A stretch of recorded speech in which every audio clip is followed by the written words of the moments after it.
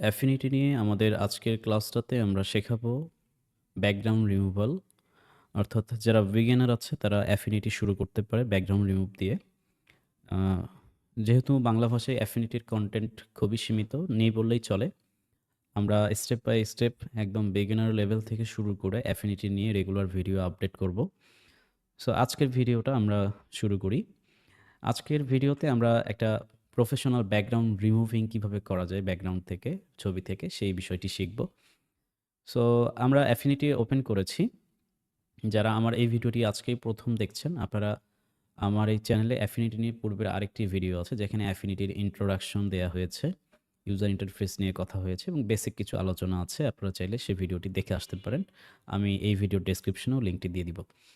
তো আমরা affinity open করার পরে এখানে অ্যাফিনিটির ইন্টারফেস দেখতে পাচ্ছি।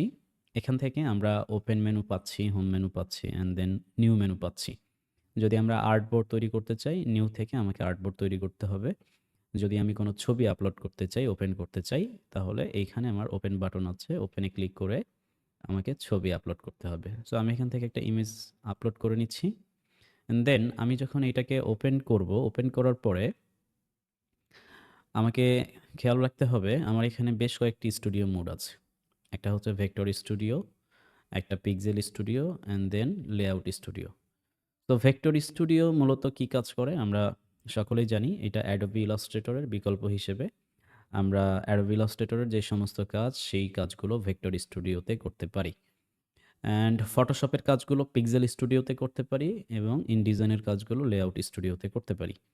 তো আমরা যেহেতু ফটো রিমুভাল করব, ফটো নিয়ে কাজ করব, এজন্য আমরা এখানে পিক্সেল সিলেক্ট রাখবো। পিক্সেল অবশ্যই সিলেক্ট রাখবেন, এটা ইনশিওর করবেন 100%। কেননা আপনি যদি ভেক্টরে ক্লিক করেন, ভেক্টরের টুলসগুলো একেবারে আলাদা। পিক্সেলে ক্লিক করলে এটার টুলসগুলো আলাদা, অ্যান্ড লেআউটে ক্লিক করলে এটার টুলসগুলো কিন্তু একদম আলাদা। তো এই বিষয়টা মাথায় রেখে আমরা পিক্সেলটা সিলেক্ট করব। পিক্সেল স্টুডিও সিলেক্ট করার পরে আমরা যদি এখানে খেয়াল করি, আমাদের সাবজেক্ট, এই ছবিতে সাবজেক্ট হচ্ছে আমাদের এই মেয়েটা। তো এই মেয়েটার ছবি আমরা আমাদের এই ব্যাকগ্রাউন্ড থেকে আলাদা করতে চাই। সো ব্যাকগ্রাউন্ড রিমুভের জন্য অ্যাফিনিটিতে দারুণ কিছু টুল আছে এবং আমি খুব আহ, বলতে গেলে কি মুগ্ধ হয়ে গিয়েছি এইটার টুলগুলো ব্যবহার করে। আপনি খুব, মানে আপনি যদি খুব বিগিনার হন, একেবারে আগে কখনো আপনি ফটোশপ ইউজ করেন নাই, আপনি গ্রাফিক ডিজাইনের কোনো কাজই বুঝেন না, আপনার পক্ষেও কিন্তু এখানে যে কোনো ছবির ব্যাকগ্রাউন্ড প্রফেশনালভাবে রিমুভ করা খুবই সহজ, খুব ইজি ব্যাপার। এবং আমি সবথেকে ইজি মেথডটাই আপনাদেরকে শেয়ার করব। সো এই ছবির ব্যাকগ্রাউন্ড রিমুভ করতে গেলে আমাকে এই জায়গায় অবজেক্ট সিলেকশন টুল আছে, এই টুলটা ইউজ করতে হবে। আমি অবজেক্ট সিলেকশন টুলে ক্লিক করলাম। অবজেক্ট সিলেকশন টুলের মধ্যে যে কয়টা টুল আছে, অর্থাৎ আমি এখানে ক্লিক করে থাকলে 3টা টুল এক্সপ্লোর হবে। সো আমি 3টা টুল এখানে দেখতে পাচ্ছি। 3টা টুল কি, কি আছে? একটা অবজেক্ট সিলেকশন টুল, একটা সিলেকশন টুল, অর্থাৎ আমরা ফটোশপে যারা কুইক সিলেকশন ইউজ করি, সো তাদের জন্য এই সিলেকশন টুলটা ইউজ করা হয় আরকি। অ্যান্ড দেন আরেকটা আছে, সেটা হচ্ছে ফ্লুট টুল। ঠিক আছে? তো আমরা এই জায়গায় আমাদের যে সিলেকশন টুল যেটা, এটা ইউজ করব। সিলেকশন ব্রাশ টুল এটাকে বলা হচ্ছে।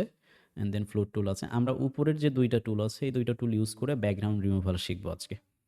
তো আপনি যদি সিলেকশন টুল ইউজ করেন, সিলেকশন ব্রাশ টুল, এটা আমি ক্লিক করে নিলাম। সিলেক্ট করার পরে আমার মাউসের কার্সরটা যদি একটু খেয়াল করেন, মাউসের কার্সরটা এখন বর্তমানে বৃত্তাকার আছে। অর্থাৎ আমরা এটাকে কিন্তু এই বৃত্তাকার যে ব্রাশ টুল আছে, এই ব্রাশটা দিয়ে আমরা আমাদের ছবিটাকে সিলেক্ট করে ব্যাকগ্রাউন্ড থেকে আলাদা করতে পারবো। সো আমি ব্রাশটাকে একটু বড় করে নিচ্ছি। ব্রাশ বড় করার শর্টকাট হচ্ছে আমাদের যে সেকেন্ড ব্র্যাকেট আছে, আপনার সেকেন্ড ব্র্যাকেট ওপেন যেটাকে আমরা শুরু করি, অর্থাৎ এটা দিলে আমরা ছোট হবে, এবং আমরা যদি সেকেন্ড ব্র্যাকেট ক্লোজ যেটা, এই বাটনটা প্রেস করলে আমাদের ব্রাশ টুলটা বড় হবে। আপনি যদি ম্যানুয়ালি করতে চান, আপনার যদি শর্টকাট মনে না থাকে, তাহলে এইখানে যে উইথ অপশন আছে, এটাকে আপনি কমানো বাড়ানো করলেও কিন্তু আপনার ব্রাশটা দেখবেন ছোট বড় হয়ে যাবে। তো আমি এটাকে ছোট করে রাখলাম। তো এখন খেয়াল করেন আমার ব্যাকগ্রাউন্ড যে ছবিটা আছে, মূল ছবিটা, এই ছবিতে আমি যদি ব্রাশ দিয়ে এইভাবে আমার যে চেহারার মধ্যে আমি যদি এইভাবে ক্লিক করি, তাহলে আমার ছবির অংশটা সিলেক্টেড হবে। আমি যেখানে, যেখানে ব্রাশ করব, সেই অংশটা সে দ্রুত সিলেক্ট করে নিবে। ঠিক আছে? তো আমরা এটাকে পুরা ছবিটাকে সিলেক্ট করে দেই। অ্যান্ড দেন আমি দেখতে পাচ্ছি বাহিরের কিছু অংশও সিলেক্ট করে নিয়েছে। তো বাহিরে যদি চলে যাই, আপনি অল্টার বাটন প্রেস করে ধরে যদি বাহির থেকে এইভাবে একটু ক্লিক করেন বা প্রেস করেন, তাহলে দেখবেন আপনার কিন্তু এটা ভেতরের দিকে আসবে। আবার ভেতরের দিকে যদি আপনার চলে আসে, আপনাকে ওয়াল্টার প্রেস করতে হবে না। জাস্ট আপনি ব্রাশ দিয়ে আপনার যে সাবজেক্টের অংশটুকু আছে এতটুকুকে সিলেক্ট করে দিবেন।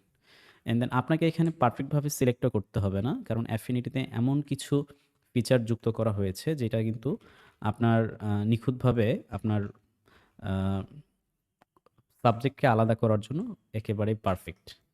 তো আমি এখানে এটাকে এইদিকে একটু ঠিক করে দিলাম। অ্যান্ড দেন আমি একটু উপরের দিকে যাই। উপরে আমাদের অনেকগুলো প্রবলেম। এখানে পারফেক্টভাবে ঠিক হয় নাই। আমি অল্টার প্রেস করে ধরে বাহির থেকে আমার সাবজেক্টটার ভেতরের দিকে নিয়ে আসি। অ্যান্ড দেন এই পাশে সেম একইভাবে কাজটা করি। সো আমরা এখানে মোটামুটি আমার সাবজেক্ট যেটা এটা সিলেক্ট করে ফেলেছি। অ্যান্ড দেন এখানে আরও কিছু প্রবলেম যদিও আছে। আমরা যদি একটু খেয়াল করি, কিছু প্রবলেম বলতে আমি যেটা বোঝাতে চাচ্ছি, আমার এখানে সাবজেক্টের মেইন যেই এরিয়াটুকু সেটার বাহিরেও কিন্তু এক্স্যাক্টলি কিছু হালকা চুল উঠছে। এই যে উড়ন্ত যে চুলগুলো, এইগুলোকেও তো আমাকে ধরতে হবে, তাই না? এবং এইটা যদি আমরা পারফেক্টভাবে সিলেকশন না করতে পারি, আমার ব্যাকগ্রাউন্ড কিন্তু রিমুভ করার পরে এটা ভালো দেখা যাবে না। তো আমরা ওইটা কিভাবে করতে পারি দেখেন, কুইক সিলেকশন টুলের মাধ্যমে এটাও পসিবল এবং এটা খুবই ইজি ওয়ে। আপনি জাস্ট কোনো মতো আপনার সাবজেক্টটাকে সিলেক্ট করলেন, সাবজেক্ট বা অবজেক্ট, এটাকে সিলেক্ট করার পরে হয়তো পারফেক্টভাবে সিলেক্ট করতে পারেন নাই, কোনো প্রবলেম নাই। এতটুকু সিলেক্ট করার পরে আপনার এখানে রিফাইন নামের একটা অপশন আছে। রিফাইন অপশনে ক্লিক করবেন। অ্যান্ড দেন রিফাইনে ক্লিক করলে দেখবেন আপনার এখানে ওভারলে কালার আসছে। তো আপনি এখন ব্রাশটাকে একটু বড় করবেন, যতটুকু আরকি লাগে, এবং সাইড দিয়ে যে চুলগুলো আছে যেগুলো সিলেক্ট হয় নাই, আপনি সেই অংশগুলোর জায়গাগুলোতে এইভাবে আপনি ব্রাশ করে দিতে পারেন। তো এখানে রিফাইন সিলেক্টেড হবে। দেন আমি এই আমার যেই চেহারা আছে আমার চারিপাশে আমি এটাকে রিফাইন ব্রাশ করে দিচ্ছি। যেন বাড়তি যে চুলগুলো আছে এগুলো যেন অবশ্যই আমার সিলেক্টেড হয়ে থাকে এবং আমি যেন এগুলোর ব্যাকগ্রাউন্ড রিমুভ করলেও যেন আমার হালকা চুলগুলো পর্যন্ত দেখা যায়।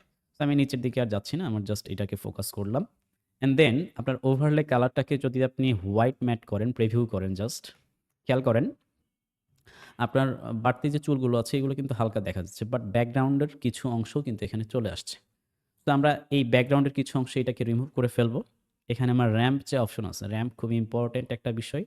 তো র‍্যাম্পটাকে যদি আমরা একটু কমিয়ে দেই, দেখবো আমার ব্যাকগ্রাউন্ডের বাড়তি অংশগুলো হাওয়া হয়ে যাবে। আমি আরেকটু কমিয়ে দিলাম। চলে গিয়েছে। সো মোটামুটি ব্যাকগ্রাউন্ড রিমুভাল কমপ্লিট, বাট আমরা এটাকে আরও প্রফেশনাল করতে চাই। আরও প্রফেশনাল কিভাবে করব? দেখেন এখানে ফেদার অপশন আছে। আপনি ফেদারটাকে একটু বাড়াবেন।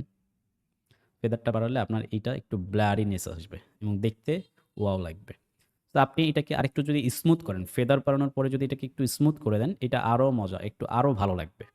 দেখতে আরও আকর্ষণীয় হবে। সো দেখেন এটা আরও স্মুথ দেখা যাচ্ছে, অ্যান্ড দেন সত্যিকার বলতে সত্যি বলতেই খুব ভালো লাগছে। সো আমরা এখন যদি এখানে এপ্লাই করে দেই, দেন আপনি দেখতে পারবেন আপনার এখানে কুইক সিলেকশন টুল ব্যবহার করে আপনি কমপ্লিট ছবিটাকে ভালোমতো সিলেকশন করে ফেলেছেন। এবার জাস্ট আপনি আপনার কিবোর্ড থেকে কন্ট্রোল জে বাটন প্রেস করবেন। So control J button press করার পরে আপনার লেয়ার যে মেনু আছে, লেয়ার প্যানেলে দেখেন এখানে ব্যাকগ্রাউন্ড আলাদা এবং আপনার ইমেজটা আলাদা হয়ে গেছে। আমি যদি আমার যে ব্যাকগ্রাউন্ড আছে এটাকে আমি ইনভিজিবল করে দেই, আমার জাস্ট ইমেজটাকে দেখা যাবে। এবার সিলেক্টেড আছে, কন্ট্রোল ডি প্রেস করে আমি ডিসিলেক্ট করলাম। দেন আমি দেখতে পাচ্ছি আমার ছবিটা খুব চমৎকারভাবে ব্যাকগ্রাউন্ড রিমুভ হয়ে গিয়েছে। তো এটা একটা প্রফেশনাল ওয়ে। দেন আপনি যদি মনে করেন আপনার যে কুইক সিলেকশন টুল বা এখানে সিলেকশন ব্রাশ টুল, এইটা যদি আপনি ইউজ করতে না পারেন, ঠিক আছে? এটা যদি আপনার মনে হয় প্রবলেম, আপনি ব্যবহার করতে পারছেন না, সেক্ষেত্রে আপনি অবজেক্ট সিলেকশন টুল ইউজ করবেন। সো আমি অবজেক্ট সিলেকশন টুল ক্লিক করলাম। এবার আমরা অবজেক্ট সিলেকশন টুল দিয়ে কাজ করব। দেন আমি আমার যে ব্যাকগ্রাউন্ড, অর্থাৎ আমি যে ছবিটাকে আলাদা করলাম, আমি এই ছবিটাকে এক্সাক্টলি আমি চাচ্ছি ডিলিট করে দিতে। এখন আমরা অবজেক্ট সিলেকশন টুল সিলেক্ট করব, অ্যান্ড দেন অবজেক্ট সিলেকশন টুলের ব্যবহারের মাধ্যমে আমরা আমার সাবজেক্টটাকে আলাদা করব। সো আমি এখান থেকে অবজেক্ট সিলেকশন টুল ক্লিক করলাম। সিলেক্ট করার পরে আমি যদি আমার ইমেজের মধ্যে আসি, খেয়াল করুন আমি যেখানে আমার কার্সরটা রাখবো সেই জায়গার যে সাবজেক্টটা শুধু সেই অংশটুকুই কিন্তু সিলেক্ট করবে। সো আমি জাস্ট আমার ছবিতে আসলাম, অ্যান্ড দেন ছবিটা আমি এখান থেকে যখন এমন চিহ্ন আসবে আমি এখানে ক্লিক করে দিব। অ্যান্ড দেন দেখবেন একটু অপেক্ষা করলে আপনার সাবজেক্টটা সম্পূর্ণটাই একদম সিলেক্টেড হয়ে যাবে। সো আমার সাবজেক্ট সিলেক্টেড হয়ে গেল। সেম একইভাবে আপনাকে কিন্তু এখানে আর কিছু করতে হবে না। আপনি জাস্ট এখান থেকে রিফাইনে ক্লিক করবেন। পারফেক্টভাবে ব্যাকগ্রাউন্ড থেকে সাবজেক্টটাকে আলাদা করার জন্য রিফাইনে ক্লিক করবেন, অ্যান্ড দেন আমরা আমাদের সিলেকশন টুল ব্যবহার করে, সিলেকশন ব্রাশ টুল ইউজ করে যেভাবে আমরা এখানে কাস্টমাইজ করেছিলাম, সেম একইভাবে আমরা র‍্যাম্পটা একটু কমিয়ে দিতে পারি। ঠিক আছে? অ্যান্ড দেন ফেদারটা একটু বাড়িয়ে দিতে পারি। অ্যান্ড দেন স্মুথটা একটু বাড়াতে পারি। ঠিক আছে? এইটা করার পরে জাস্ট আমরা এখান থেকে আমাদের যে ওভারলে আছে, আমরা হোয়াইট ম্যাট প্রিভিউ করে দেখতে পারি কেমন দেখা যায়। অ্যান্ড দেন আমরা ব্ল্যাক ম্যাট প্রিভিউ করতে পারি। আমরা বিভিন্নভাবে এখানে জাস্ট প্রিভিউ করে দেখতে পারি যে এক্সাক্টলি দেখতে এটা কেমন লাগবে। তো আমরা দেখতে পাচ্ছি সবকিছু ঠিক আছে। দেখতে সুন্দর লাগছে। আমরা র‍্যাম্পটাকে আরেকটু আ কমিয়ে দিয়ে দেখতে পারি। অ্যান্ড দেন আমরা ফেদারটাকে আরেকটু বাড়াতে পারি। সো দ্যাটস ওয়াই, যদিও একটু বাড়তি হয়ে গেল মনে হয়। তারপরেও মনে হচ্ছে ঠিক আছে। আমরা এপ্লাই যদি ক্লিক করি, অ্যান্ড দেন আপনার ছবিটা এখানে সিলেক্টেড আছে পারফেক্টভাবে। আপনি just control J button press করবেন। সাবজেক্টটা আলাদা হওয়ার পরে আমরা এখান থেকে আমাদের যে ব্যাকগ্রাউন্ড ইমেজ আছে এটাকে আমরা আনভিজিবল করে দিতে পারি। এবং এখানে আমাদের শুধু আ উপরের যে লেয়ার অর্থাৎ সাবজেক্ট লেয়ারটা সিলেক্টেড দেখাচ্ছে। আমরা কন্ট্রোল ডি প্রেস করে ডিসিলেক্ট করলাম। অ্যান্ড দেন আমরা এটাকে সেভ করতে পারি। ব্যাকগ্রাউন্ড রিমুভ করার পরে আমরা এটাকে সেভ করব। ফাইলে যাব। ফাইল থেকে এক্সপোর্ট অপশনে যাব। এক্সপোর্ট থেকে আমরা এক্সপোর্টে ক্লিক করার পরে এখানে আমরা পিএনজি বা জেপিজি যেকোনো ফরম্যাটে আমরা সেভ করতে পারি। সো আমি এখানে পিএনজি ক্লিক করলাম অ্যান্ড দেন এখানে এক্সপোর্টে ক্লিক করলাম। অ্যান্ড আমি এটাকে যে নামে সেভ করতে চাই সেই নামে এটাকে সেভ করে দিলাম। অ্যান্ড দেন আমরা যদি আমাদের ইমেজটাকে এক্সপোর্ট করার পরে ওপেন করি, তো এইটা হচ্ছে আমাদের ইমেজের রেজাল্ট। দেখতে অসাধারণ। তো আপনারা এইভাবে ব্যাকগ্রাউন্ড রিমুভ করতে পারেন। ব্যাকগ্রাউন্ড রিমুভ করতে গিয়ে যদি আপনাদের কোনো প্রবলেম হয় আপনারা কমেন্ট করে জানান। আমি আপনাদেরকে এনিডেক্সে হেল্প করব ইনশাআল্লাহ। ধন্যবাদ সবাইকে। ভালো থাকবেন। সাথেই থাকুন।